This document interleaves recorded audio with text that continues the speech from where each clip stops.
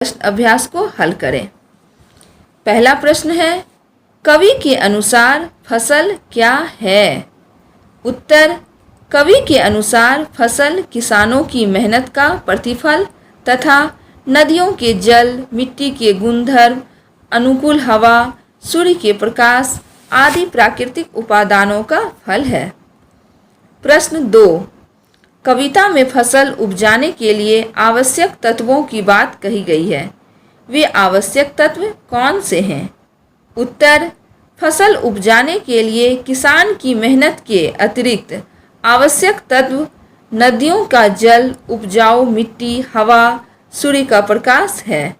प्रश्न 3, फसल को हाथों के स्पर्श की गरिमा और महिमा कहकर कवि क्या व्यक्त करना चाहता है? उत्तर, फसल को कवि ने किसानों के हाथों की गरिमा और महिमा कहा है। कवि यह कहना चाहते हैं कि प्राकृतिक तत्वों के साथ साथ किसानों की मेहनत के बिना फसल की पैदावार नहीं हो सकती। फसल किसानों के हाथों की मेहनत का गौरव है। प्रश्न 4, भाव स्पष्ट कीजिए। रूपांतर है सूरज की किरणों का, सिमटा हुआ संकोच है हवा की थिरकन का।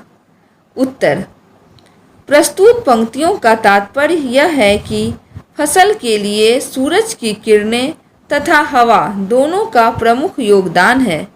वातावरण के ये दोनों अवयव ही फसल के योगदान में अपनी अपनी भूमिका अदा करते हैं। फसलों की हरियाली सूरज की किरणों के प्रभाव के कारण आती है। फसलों को बढ़ाने में हवा की थिरकन का भी योगदान रहता है। आइए बच्चों, अब हम इसी पाठ के रचना और अभिव्यक्ति के प्रश्न को देखते हैं। प्रश्न 5, कवि ने फसल को हजार हजार खेतों की मिट्टी का गुण धर्म कहा है। क, मिट्टी के गुण धर्म को आप किस तरह परिभाषित करेंगे?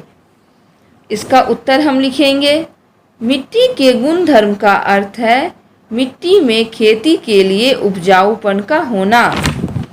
बंजर भूमि में फसल की पैदावार नहीं की जा सकती, अतः बीज के अनुकूल मिट्टी होने पर ही फसल पैदा की जा सकती है। जैसे राजस्थान की रेतीली मिट्टी में बबूल, कीकर की पैदावार होती है। ख, वर्तमान जीवन शैली मिट्टी के गुण धर्म को किस किस तरह प्रभावित करती है? उत्तर,